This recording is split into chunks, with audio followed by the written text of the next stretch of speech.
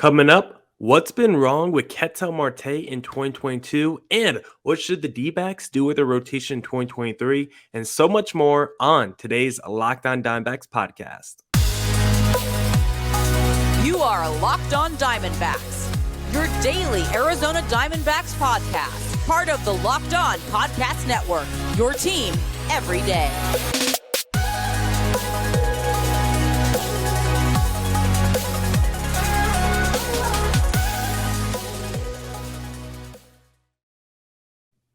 Welcome into the Locked On Diamondbacks podcast, part of the Locked On Podcast Network, your team every day, listening to who? The always charismatic host of this podcast, Millard Thomas.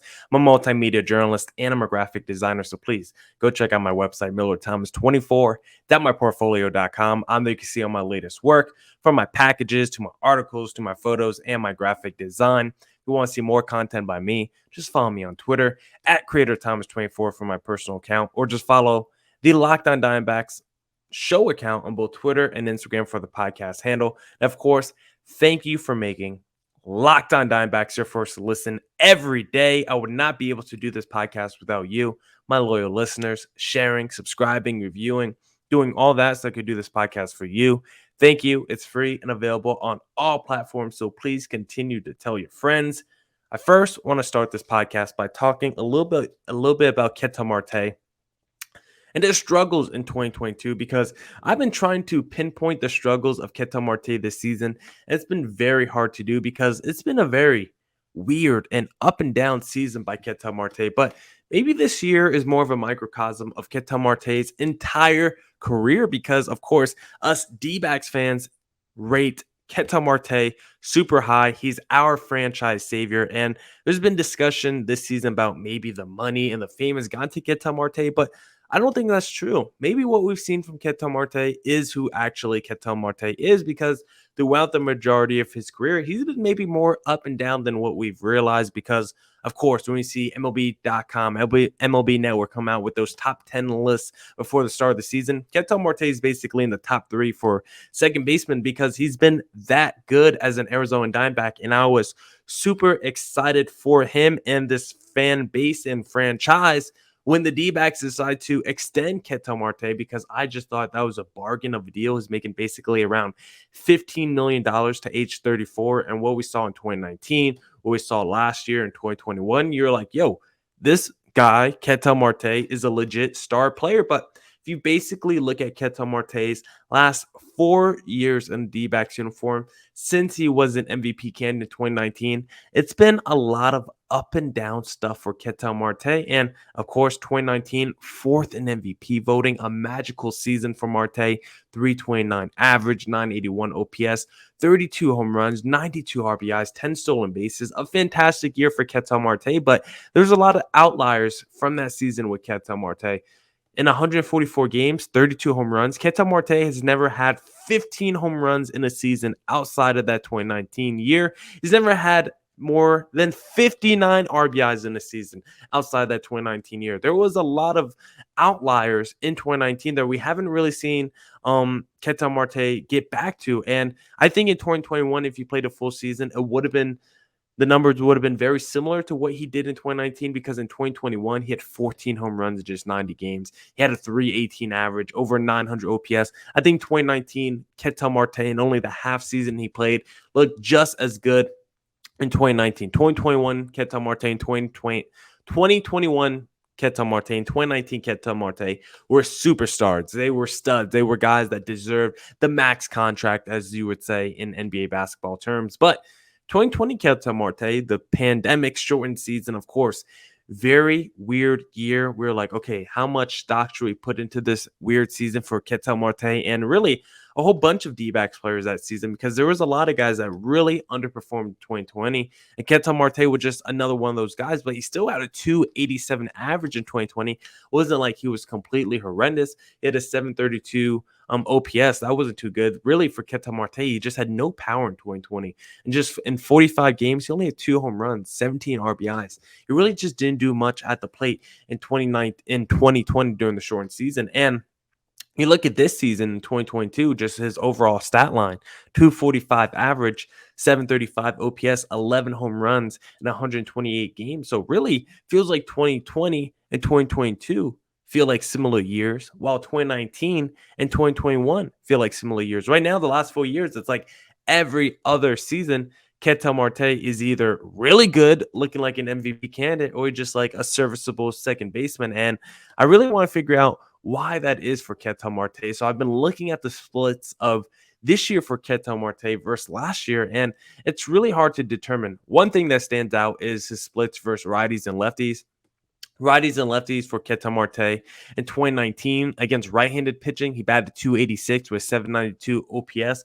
Against left-handed pitching, he batted 387 with 1171 OPS over 1100 basically. So crushed left-handed pitching, was very good against right-handed pitching. You look at 2022 against left-handed pitching, a 298 average and an 856 OPS, and against right-handed pitching, a 225 average and a 691 OPS. So maybe in terms of proportions, he's still basically doing the same work against righties and lefties in 2022 as he was doing in 2021 if you do it on a proportionate basis, because of course he's better against left-handed pitching as opposed to right-handed pitching. But in both areas, he took a major step back in 2022 as opposed to 2021, and that's just because overall he's just not hitting the ball the same.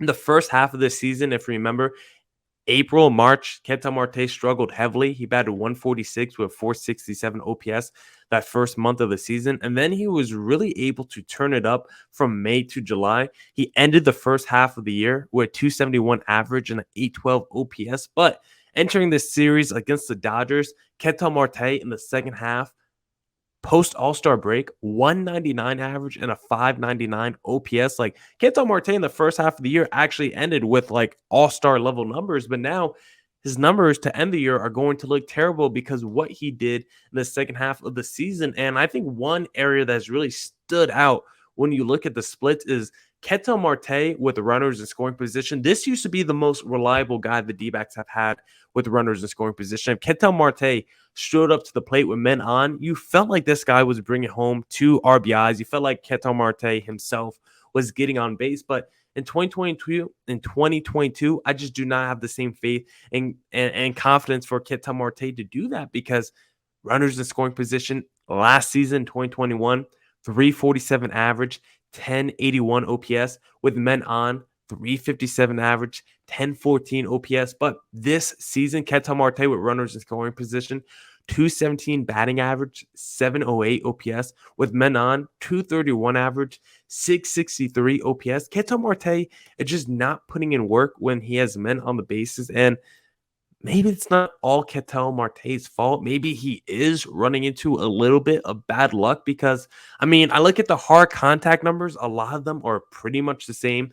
His exit velocity still around 90 miles per hour. His hard hit percentage is still above 40%. Like, his hard contact numbers are still right along with what he's been able to do with his career. I think when I look at the numbers, the things that stand out the most to me is his BABIP, his batting average on balls in play. His career BABIP is 313.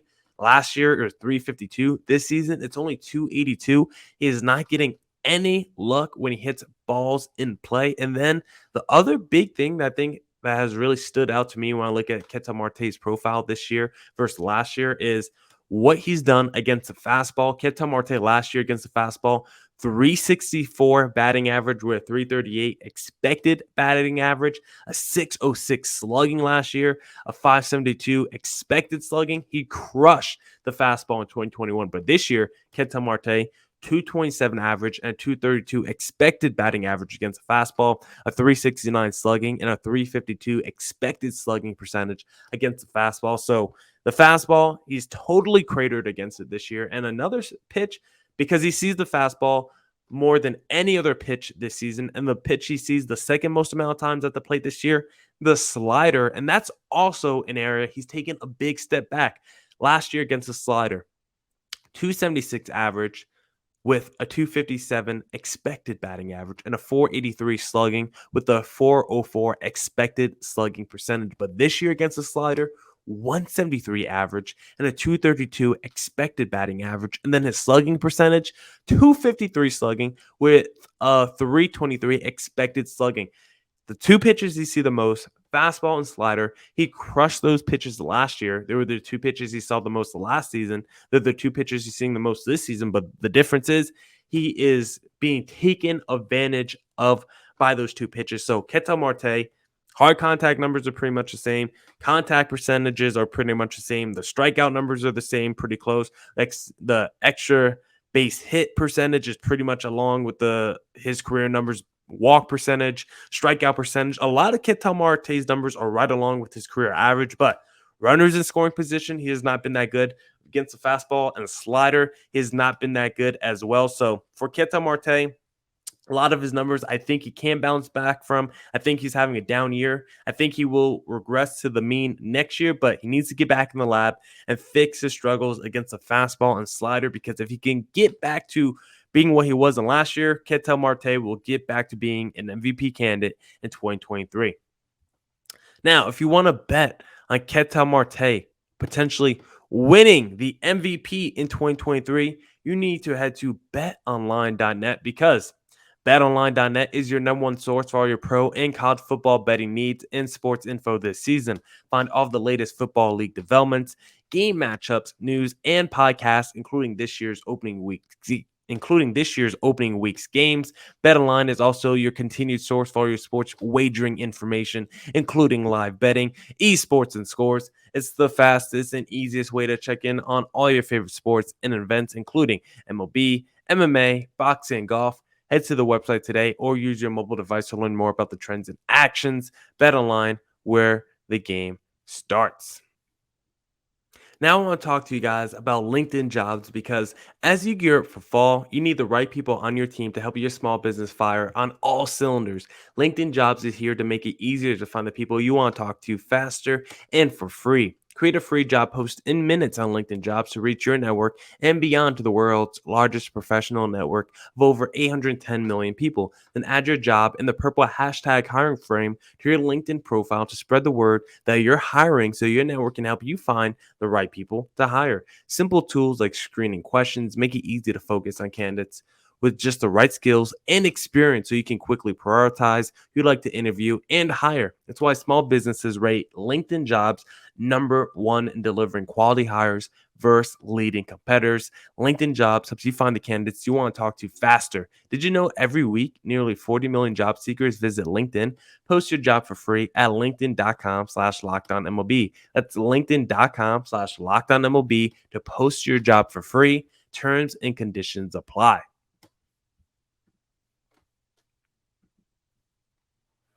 All right. Let's get back into the Locked on Diamondbacks podcast. And now I want to talk to you guys a little bit about the rotation, because, of course, the Dbacks have this youth movement going on. We've seen the Dre Jamesons called up. We've seen the Ryan Nelsons called up. And, excuse me, I thought I was going to burp there. Okay, I did a little bit in my mouth. And I think this is not going to be the end of the youth movement from our pitchers for the rest of this year. And I think we should continue this movement, not just for the rest of this season, but why stop it this year? Why not carry this youth movement from the end of 2022 and just carry it all the way through 2023? Because right now, when you look at the D-backs potential rotation for 2023, we of course got Merrill Kelly. He seems to be pretty locked into that number 2 spot. Of course, Zach Allen, he should be our frontline number 1 starter next year. I guess Madison Bumgarner's locked into a rotation spot too, because he's getting paid $20 million a year next season. So he has to get a rotation spot. But after that, maybe Zach Davies comes back. I wouldn't be opposed to Zach Davies coming back. I like Davies a lot more than I like Madison Bumgarner, but the D-backs let him walk too. I wouldn't be surprised by that option. So really, the D-backs have 3 spots in the rotation locked up. 3 spots in the rotation locked down. Merrill Kelly, Zach Allen, Mad Bum, and that's it. So it leads me to the question, why shouldn't the D-backs just continue their youth movement for next year? Because Zach Allen, he deserves 200 innings pitched, 32 starts. If Zach Allen can play a fully healthy season we should let him pitch as much as he wants. Same with Merrill Kelly. Merrill Kelly's a workhorse. Merrill Kelly might get close or hit 200 innings pitched this season because that's the kind of guy he is. But after those two, a guy like Madison Bumgarner, he shouldn't be a full workload kind of a pitcher. If Madison Bumgarner is going to get a spot on the rotation just because of his contract, then I don't think that means he has to pitch 150 plus innings. I don't think that means he has to make 32 starts. How about Madison Bumgarner just becomes a 15 to 18 start guy, maybe get some long relief appearances in there, and you just put him as a rotation member, but not a full-time. Make him a part-time starting rotation member, and let's make it maybe a 6-man rotation for the Dbacks in 2023. Maybe let's get wild with this rotation. Merrill Kelly and Zach Gallen are your two go-to frontline starters. They will be in normal 5-day rotations, and then you figure out 4 pitchers for your other three spots. You make those 4 pitchers rotate. Madison Bumgarner is one of those 4 pitchers. And then make the other 3 pitchers, Ryan Nelson, who we've already seen this year, Dre Jameson, who we've already seen this year. And you know who the third one's going to be? Brandon Pfaadt, who is arguably the D-backs' best minor league pitcher right now, having a really fantastic season in the minor leagues. You make those 3 along with Madison Bumgarner, and you fill out your rotation that way, because I think the D-backs need this youth movement. They need to figure out which of these young pitchers can actually be long-term starters, or maybe they just become bullpen guys. Even a guy like Tommy Henry, I'm probably not putting him in my rotation next year, but he deserves to be on the major league roster next year, and he deserves to be getting long relief outings and maybe some high leverage moments to see what Tommy Henry does. But for Ryan Nelson, Dre Jameson, and Brandon Pfaadt, that's who I want to see as potential starters in this D-backs rotation next year. Ryan Nelson has already made 3 starts on the major league level, and he's looked really good in all 3 of them. 18 innings pitched, a 1.47 ERA. He's given up 3 earned runs total, and that just came in the third start. 7.9 strikeouts per 9, 2.9 walks per 9. He's been a very effective pitcher. The reason I love all 3 of these young guys, I'll start with Ryan Nelson first. 94.8 mile an hour fastball. He's also got the curveball, slider, changeup. Ryan Nelson is a pretty big guy too. He stands at 6'3", only 24 years of age. He's young, he's big, he's got mid-90s fastball. I like his profile a lot. We don't really have guys that could throw mid to upper 90s, so Ryan Nelson's one guy that could do it. And when you just look at how he pitches to guys against right-handed pitching, or excuse me, I'll start with left-handed pitching first since I have it pulled up on my graph.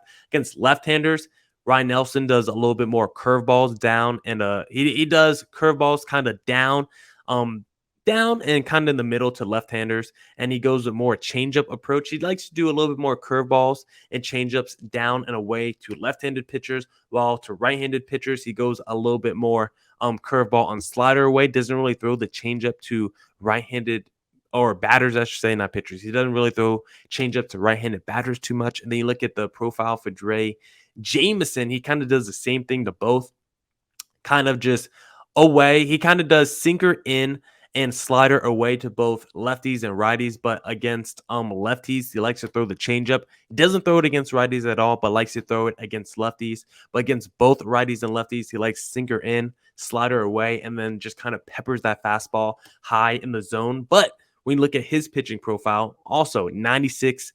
He averages 96.3 miles per hour on his fastball, at least in his first start on the major league level. He averaged 96.3 miles per hour. Also 94.8 mile per hour single ball pitcher, so he can get some ground balls. Both of these guys could be really high strikeout artists. Dre Jameson, 25 years old. Both of these guys in their mid-20s. Now, Dre, he's a little bit shorter. He probably seems like a guy more prone to being in the bullpen as opposed to the rotation, because even though he's 6 foot tall, he's only 165, so he's kind of thin. So he might be a guy that is just an electric reliever, comes in, throws 98, 99. You just let him throw gas 8th inning, 9th inning. So maybe that's Dre Jameson's future, with Ryan Nelson being more of a starter. But I also want to see Brandon Pfaadt on the major league level, because he's 6'4".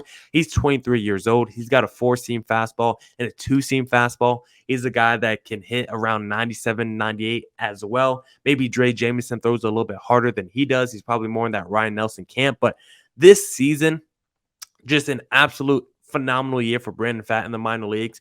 He hit 200 strikeouts this season in the minor leagues, which I don't think has been done in a very long time. He did that in just 161 innings pitch as well. So Dre Jameson, Brandon Pfaadt, and Ryan Nelson, all three of these guys, upper 90s fastball. All these guys, strikeout artists, pretty good command as well. All of them are over 6 foot as well. So they're going to have some movement on their pitches, and they're going to be kind of intimidating, I think, when they're on the mound. So for next season, this needs to be a youth movement in the D-backs rotation. Put 4 guys and 3 rotation spots, because I think you still have to throw Madison Bumgarner in the rotation just because of his money contract. But if we could, if realistically in dream scenario, you just make Madison Bumgarner a long reliever, and you trade him for pennies on the dollar if he starts the season well. But I just don't think that's realistic. So probably still got to start Madison Bumgarner. Some days. Probably got to make him a reliever some days as well. But definitely need Ryan Nelson, Brandon Pfaadt, and Dre Jameson in my rotation next season.